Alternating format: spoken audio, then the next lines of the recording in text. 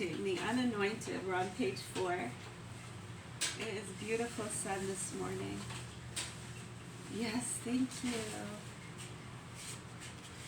All right, page 4. I think we were about mid-page. Let's do this.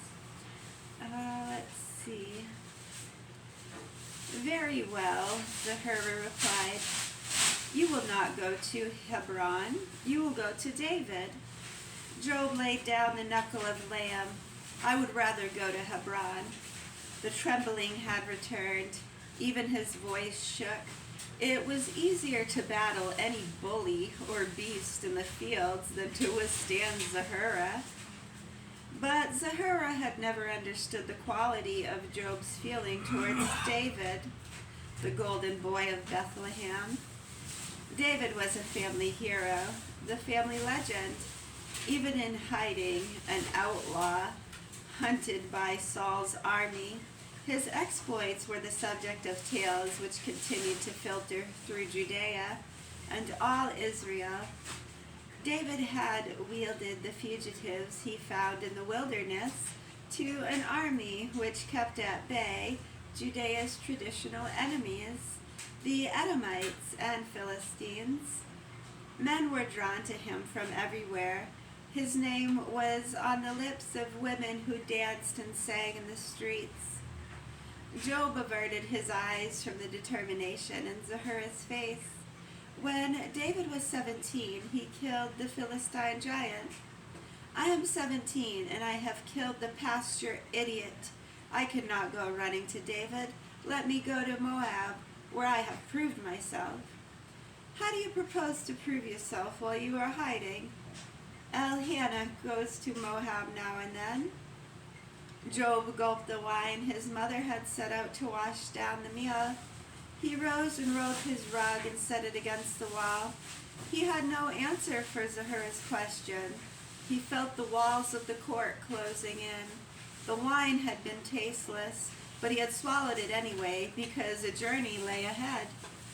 Zahara's fingers traced on the low table a pattern of 2 triangles superimposed to form a 6-pointed star. It was a figure she used often in her embroidery, a figure David had carved on the arm of his lyre and on his sling. Job watched the tracing finger and longed to lay his face in his mother's breasts and wail as a child does and have his troubles kissed away. Zahara said, I will tell you of this brother of mine. David was the youngest of the 7 sons of Jesse, and Aaron boy fell for all. And Aaron boy for all. He stayed with the sheep when the older boys were busy with feast or courting, wars or journeys. David climbed up into the branches of the old sycamine tree to pluck at the strings of his lyre for hours on end, making up little songs about flowers and birds and stones and stars. In spring, when our little bulbul bird was nesting, B-U-L-B-U-L, when our little bulbul bird was nesting in the tree, he would sit nearby and talk with the bird as if it understood and replied. He was a pretty little fellow and pleasant, and we were all very fond of him. Then a day came when the prophet Samuel was a guest in the house. Before departing, he offered his blessings to one of the sons of the house in return for hospitality received. With an insight peculiar to those prophet fellows, he saw the jealousy that exists among active, stalwart brothers. The jealousy that exists among active, stalwart brothers. S-T-A-L-W-A-R-T. Stalwart brothers. So he chose the youngest, the red-haired, lyre-strumming little fellow whom everybody loved and nobody envied. Samuel anointed David and gave him a seer's blessing. Job closed his eyes, waiting for Zahara to finish.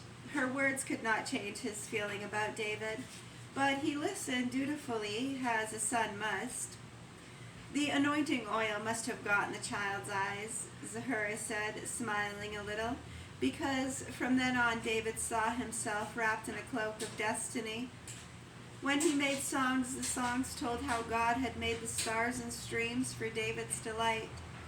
When he killed a lion in the field, he sang of how the Lord had strengthened his arm. On the day when he went to the valley of Elah to carry bread and cheese to his soldier brothers, the memory of the oil blinded him to the size of Goliath and to his own gangling awkwardness. Fortunately, his luck was good that day, and he got a stone right through the visor of the giant's helmet. The stone blinded Goliath, and he fell, clawing at his eyes and bellowing with pain. Once he was down under the weight of all that brazen armor. Even David could hack off his head. Job smiled. Even David. Zahura missed the whole point of the Goliath episode. David was strategist. David was a strategist. For days the armies of Israel had gazed on the boastful, posturing giant, and had seen only his size, his armor, his great iron sword. But David had seen the open visor of his helmet, and had known he could put a stone through it, and that the clumsy Bogart could have no defense against his own surprise and pain. Zahura said, "So David became the darling of Israel. And has he had been the darling of this house?" Zahura said, "So David became the darling of Israel.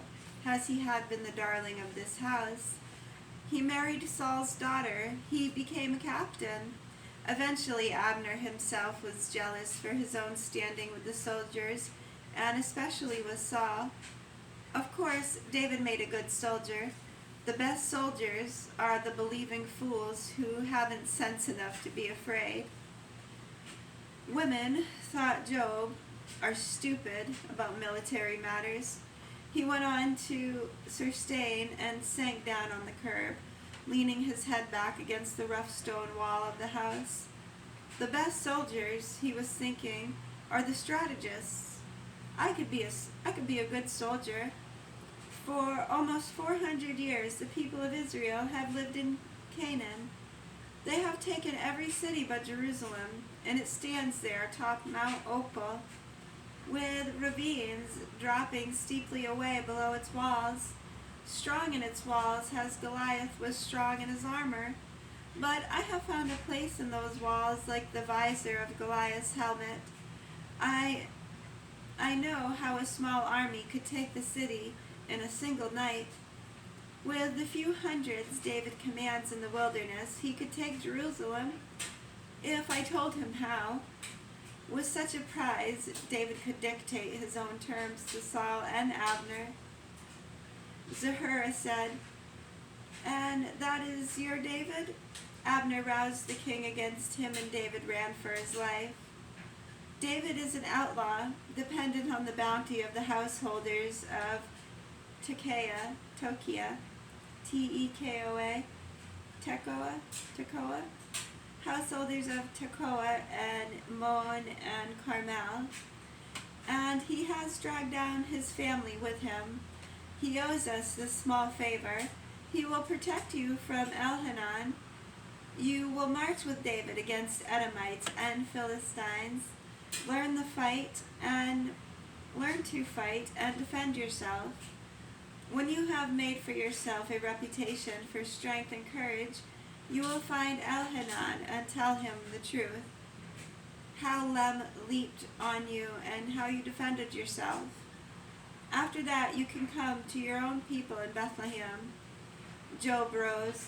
"I will go." He would take his plan to David. Once David had captured Jerusalem with Job's help, his fame would spread as David's had, and fame would be his protection from Elhanan. Zahura came to where he stood in the center of the great court, with the moon shining down upon his strong face and his thick sandy hair. Job was tall, not yet accustomed to the length of his legs, and the width of his shoulders. Zahura raised her hands to his shoulders in a gesture that was almost a benediction. Good, thank you. You're welcome. Sky looks cool. I can't flip it. I'll turn it this way.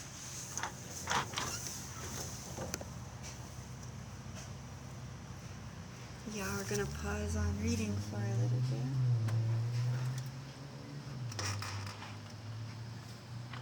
Yes, I know, we only did a few pages. I gotta take it easy with my voice.